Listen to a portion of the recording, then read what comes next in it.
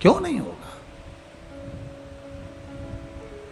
धन्या कर भजन, धन्या भजन करती करती करती करती राजा जनक की धर्म पत्नी धन्या सुनैना बन गई। अब संतान का सुख नहीं, जरा देखिए, थोड़ा ध्यान करिएगा, संतान का सुख नहीं है, संतान का सुख नहीं है, पर करी गई आराधना, करा गया भजन खाली नहीं जाता।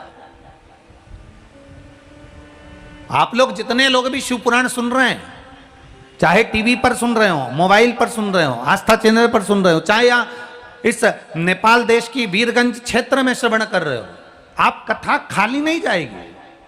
आप आए हो ना कथा सुनने के लिए, आपको 7 दिन के बाद मालूम पड़ेगा कि ये झोली खाली नहीं है, भरी हुई है, और कितनी भरी है ये महादेव ही जान सकता है।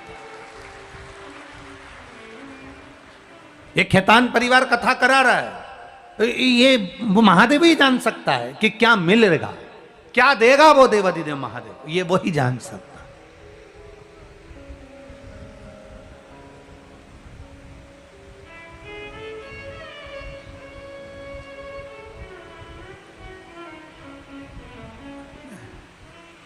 तीन घंटा 2 बजे से 5 बजे तक का समय आपने अपना सोने का समय, अपने काम का समय, कहीं जाने आने का समय सब छोड़कर आप अपना समय निकाल कर अगर महादेव को दिए हो तो महादेव भी तो कैलाश पर बैठकर अपना समय निकाल कर तुम्हारे लिए कुछ ना कुछ करेगा, ये निश्चित है।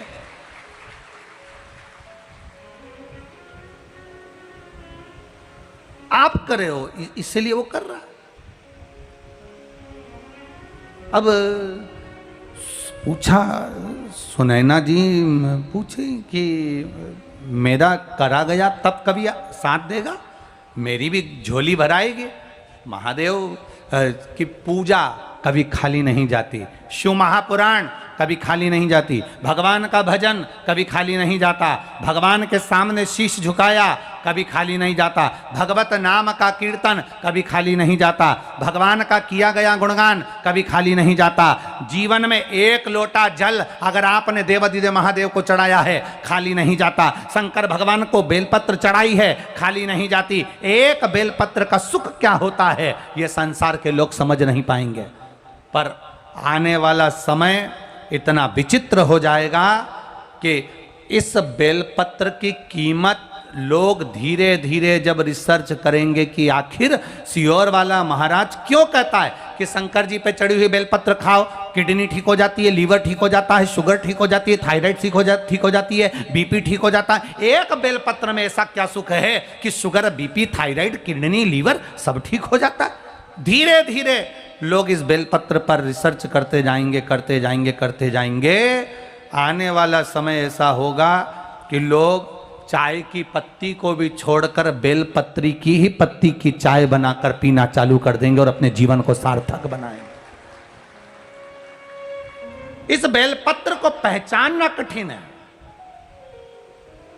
पहले लोग मंदिर में बेलपत्र चढ़ती थी, फेंक देते थे, आज लोग पहचाने इस बेलपत्र को तो उठाकर खाते हैं, लाते हैं, अपने परिवार को देते हैं।